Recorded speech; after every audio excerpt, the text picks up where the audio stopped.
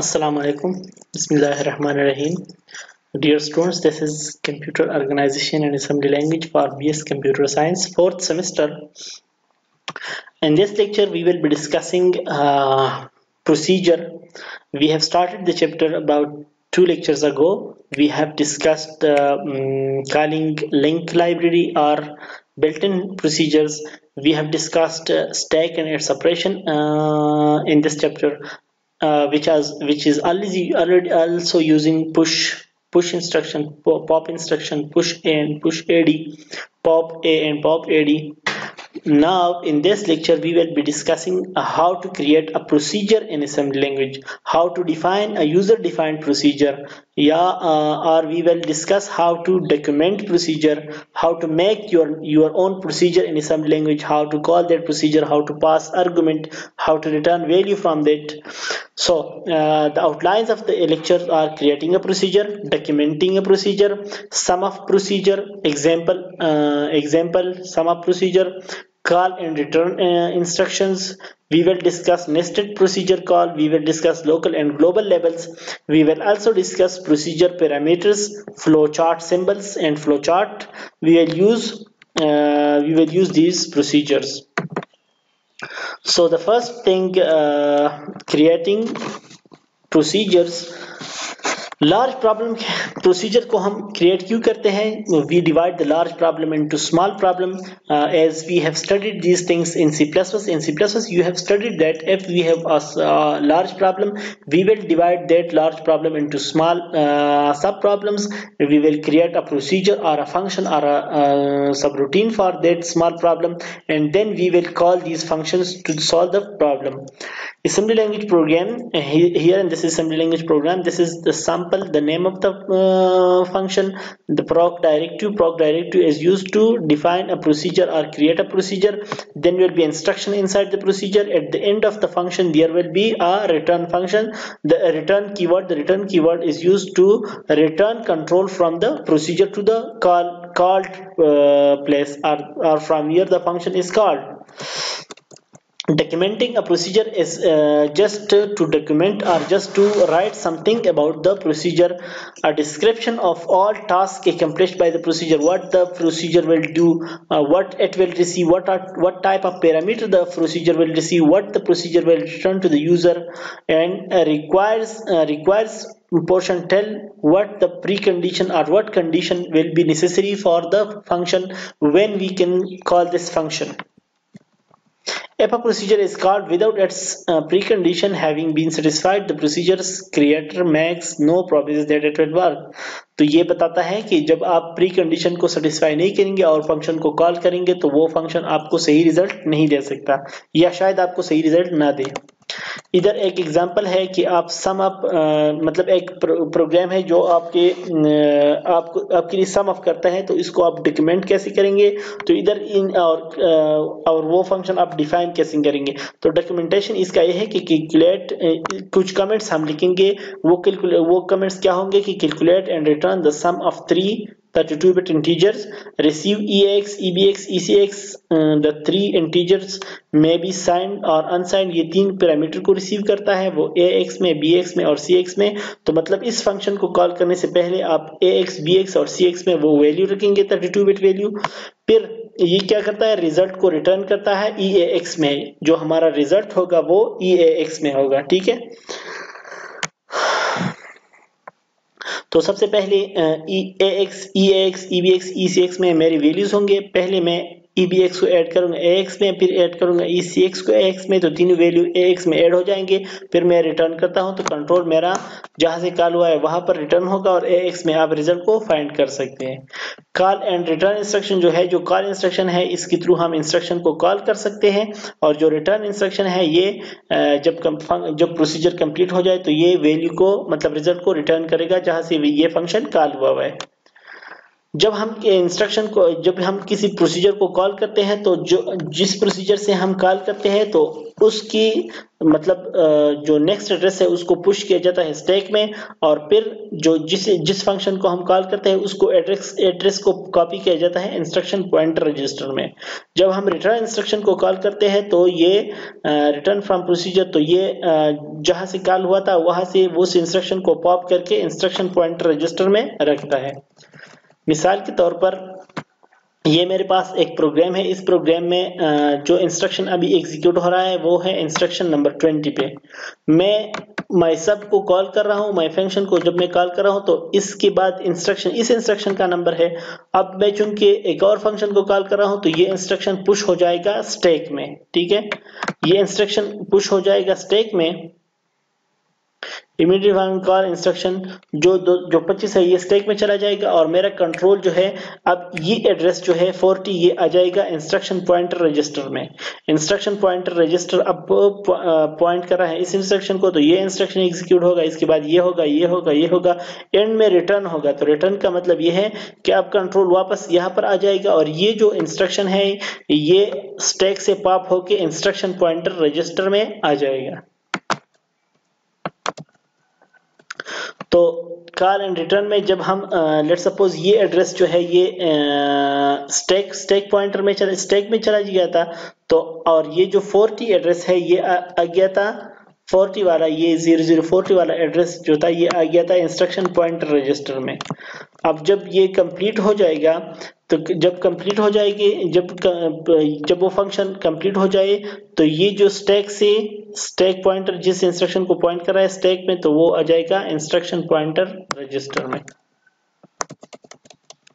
Nested procedure call में क्या होता है, लेट सपोज ये एक प्रोसीजर है, मेन प्रोसीजर, इसने कॉल की सब रूटीन 1 को, सब रूटीन 1 प्रोसेस हो रहा है तो इसने कॉल की सब रूटीन 2 को, सब रूटीन प्रोसेस कर रहा है तो इसने कॉल की सब रूटीन 3 को।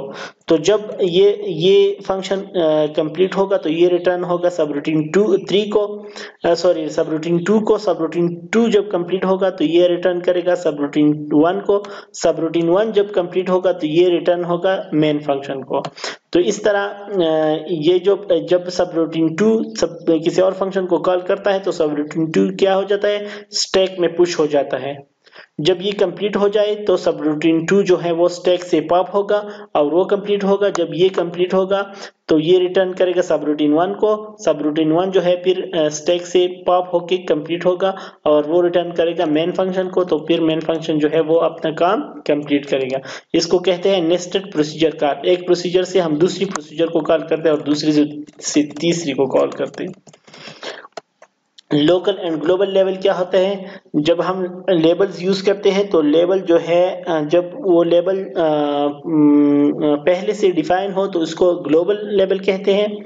अ local level is visible only to a statement inside the same procedure. मतलब लोकल, जिस तरह हमने बात की थी सी प्लस में लोकल वेरिएबल और ग्लोबल वेरिएबल की, तो इस तरह लोकल लेवल भी है और ग्लोबल लेवल भी है। जो ग्लोबल लेवल है इसको हम कहीं से भी एक्सेस कर सकते हैं, और जो लोकल लेवल है उसको हम प्रोसीजर के अंदर एक्सेस कर सकते हैं, प्रोसीजर से बाहर एक्सेस नहीं कर सकते। इधर मैं कॉल कर रहा हूँ जंप टू लेवल 2। अब लेवल 2 इधर डिफाइन ही नहीं है, मतलब वो किसी और फंक्शन में डिफाइन है, तो इसको यहाँ से मैं कॉल नहीं कर सकता। अब यहाँ से मैं क्या कर सकता हूँ, जंप टू लेवल 1। लेवल 1 जो है वो ऑलरेडी डिफाइन है क्योंकि उसके आगे 2 फुल कोलोन है। जब इसके आगे 2 फुल कोलोन होती है इसका मतलब है कि ये ग्लोबल लेवल है। जब इसके आगे वन फुल कोलोन होती है इसका मतलब ये है कि ये लोकल लेवल है। ठीक है, ग्लोबल लेवल डिफाइन करने के लिए 2 फुल कोलोन लगाने होंगे। तो अब यहाँ से इस प्रोसीजर से मैं जंप कर रहा हूँ लेवल 1 को, तो मैं कर सकता हूँ क्योंकि लेवल 1 जो है ये एक ग्लोबल लेवल है। Procedure parameter. प्रोसीजर, जब भी हम कोई प्रोसीजर बनाते हैं तो उसमें हम ऐसे पैरामीटर सेट करेंगे जो किसी भी तरीके से जब फंक्शन कॉल होगा तो वो काम करेगा। A procedure might be usable in many different programs. आप मुख्तलिफ किस्म प्रोग्राम में इसको यूज कर सकेंगे अगर इसकी प्रोसीजर प्रॉपर हो। But not if it refer to specific variable. अगर आप प्रोसीजर में कोई स्पेसिफिक वेरिएबल या स्पेसिफिक एरे यूज करेंगे तो फिर उस फंक्शन को हम कहीं से कॉल नहीं कर सकेंगे। तो हम जब प्रोसीजर बनाते हैं तो हमें ये बात याद रखनी चाहिए कि हम उसमें जो प्रोसीजर है वो ऐसे रखें या जो पैरामीटर है वो ऐसे रखें ताकि कोई भी प्रोग्राम इसको फिर कॉल कर सके। प्रोसीजर पैरामीटर में एक एरे सम प्रोग्राम है। इधर ये प्रोसीजर जो है ये यूजेबल नहीं है क्योंकि इसमें हमने स्पेसिफिक वेरिएबल का नाम लिखा हुआ है। ये एक एरे सम प्रोग्राम है, इसमें ESI में 0 स्टोर है, EX में 0 स्टोर है और हम क्या करते हैं कि लेबल लिया हमने लोकल लेबल L1 और इस इंस्ट्रक्शन में हमने add EX my array of ESI में 0 है तो my array of 0 पहली लोकेशन पे जो एलिमेंट है उसको AX के साथ ऐड करो। ऐड ESI 4, ESI में 0 है तो इसके साथ 4 ऐड करो और फिर लूप को कॉल करो L1। फिर क्या होगा, add EX array number ESI of 4 मतलब एरे में जो दूसरा एलिमेंट है उसको EX में ऐड होगा। अब ये जो प्रोसीजर है ये तो कॉल कर रहा है लेकिन ये क्या यूज कर रहा है, माई एरे। अगर अब अगर मेरे प्रोग्राम में माई एरे है तो फिर ये प्रोसीजर कॉल होगा माई एरे और दिसम वेरिएबल। अगर ये दो वेरिएबल मैंने पहले डिफाइन किए हैं तो फिर मेरा ये प्रोसीजर काम करेगा। लेकिन अगर मेरे प्रोग्राम में ये दो एरे माई एरे के नाम से और दिसम के नाम से वेरिएबल ना हो तो फिर ये प्रोसीजर काम नहीं करेगा। इसका जो अल्टरनेट वर्जन है वो ये है। ये एरे सम प्रोग्राम क्या कर रहा है, ये एरे सम प्रोग्राम ये कर रहा है कि receive ESI point two an array of double word. इसमें एक ESI जो है वो ऑलरेडी पॉइंट करेगा डबल वर्ड एरे को और ECX जो है नंबर ऑफ एलिमेंट्स होंगे एरे में। ECX जो असाइन होगा नंबर ऑफ एलिमेंट्स और EX में हम सम रखेंगे। तो सबसे पहले मूव AX 0, EX में 0 रखो, ऐड EX ESI जिस फर्स्ट एलिमेंट को कॉल कर रहा है उसको ऐड करो AX के साथ। फिर ESI को में 4 जमा करो ताकि वो नेक्स्ट एलिमेंट को पॉइंट करे। फिर उस नेक्स्ट एलिमेंट को AX के साथ ऐड करो और फिर लूप करो फिर नेक्स्ट एलिमेंट को, तो एरे सारा जो AX में ऐड हो जाए तो फिर उसको रिटर्न करो तो हमारा EAX में क्या होगा, सम आ जाएगा। ठीक है, तो ये जो प्रोसीजर है इसमें हमने स्पेसिफिक वेरिएबल नेम्स यूज नहीं किए तो ये मतलब यूजेबल प्रोसीजर है, इसको हम कहीं से भी कॉल कर सकते हैं। ये बात मैंने आप लोगों के साथ डिस्कस नहीं किया कि जब भी हम कोई प्रोसीजर बनाते हैं, प्रोसीजर अपना डिफाइन करते हैं तो एरे सम जो है लेट्स सपोज ये प्रोसीजर का नाम होगा, प्रोक डायरेक्टिव हम यूज करेंगे। जब हम किसी भी प्रोसीजर के साथ प्रोक लिखेंगे तो किसी वेरिएबल के किसी आइडेंटिफायर के साथ प्रोक लिखेंगे तो इसका मतलब यह है कि यहाँ से प्रोसीजर शुरू हो रहा है और यहाँ पर एंड पी प्रोसीजर के नाम के साथ एंड पी लिखेंगे तो इसका मतलब यह हो कि ये प्रोसीजर यहाँ से शुरू होके यहाँ पर खत्म हुआ है। ठीक है, फ्लोचार्ट जो है ये भी एक इम्पॉर्टेंट टूल है। फ्लोचार्ट हमने पहले भी डिस्कस किया है। फ्लोचार्ट में मुख्तलिफ किस्म के सिंबल है। जो ये सिंबल है ये बिगिनिंग और एंड के लिए यूज होता है, ये मैनुअल इनपुट के लिए, ये जो रेक्टेंगल है ये प्रोसेस के लिए यूज होता है, ये जो रेक्टेंगल और उसके साथ 2 लाइंस है ये प्रोसीजर कॉल के लिए, ये जो डायमंड है ये डिसीजन के लिए यूज होता है और ये ओवल टाइप जो है ये डिस्प्ले के लिए यूज होता है। डिसीजन के 2 डायरेक्शन है, यस और नो। तो इसको यूज करके हम किसी भी प्रोग्राम को रिप्रेजेंट कर सकते हैं। ये अरे सम प्रोग्राम बिगिन होगा, ESI और ECX हम पुश करेंगे, EX में 0 होगा, फिर EX का जो नेक्स्ट वैल्यू AX में ऐड होगा, फिर ESI जो है वो इंक्रीमेंट बाय 4 होगा, CX जो है डिक्रीमेंट बाय 1 होगा। फिर देखा जाएगा कि CX 0 से ग्रेटर है कि नहीं। अगर 0 से ग्रेटर है तो लूप वापस रिपीट होगा, अगर 0 है तो फिर क्या होगा, लूप कंप्लीट होगा और ECX और ESI जो है दोबारा पॉप होंगे। तो ये इस प्रोग्राम का क्या है, फ्लो चार्ट है। अब की बारी है कि इसको आप लोग फ्लोचार्ट के साथ के जरिए कैसे रिप्रेजेंट करेंगे। तो हम यूजर से इनपुट लेंगे, अगर वो इनपुट 70 से ग्रेटर हो तो हम डिस्प्ले करेंगे पास, अगर 70 से कम हो तो वो डिस्प्ले करेंगे फेल। तो ये जो F है इसको डायमंड के थ्रू रिप्रेजेंट करेंगे। डायमंड के 2 इन आउटपुट होंगे, एक यस एक नो। यस पे हम पास लिखेंगे और नो पे हम फेल लिखेंगे। ये देखो यूजर से हमने इनपुट लिया, ग्रेड जो है एक यस डायरेक्शन है एक नो। अगर ग्रेड जो है 70 से ग्रेटर हो तो हम डिस्प्ले करेंगे पास, ये जो आउटपुट सिंबल है। और अगर ग्रेड 70 से कम हो तो हम लिखेंगे फेल और इधर फिर हमारा लूप जो है वो एंड होगा, हमारा प्रोग्राम एंड होगा। आप लोग इसको मॉडिफाई करके देख सकते हैं। Uses operator list the register that will be saved. अब जो हमारे पास एक प्रोसीजर में हम यूज इज ऑपरेटर को कैसे लिखेंगे।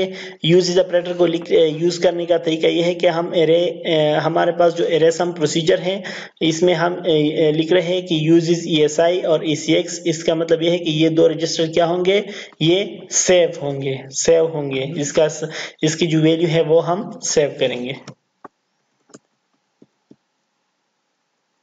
तो मेसन क्या करेगा, सबसे पहले ESI और ECS को पुश करेगा। अब मतलब सेव करते हैं तो मतलब ये कहाँ पर सेव होते हैं, स्टैक में।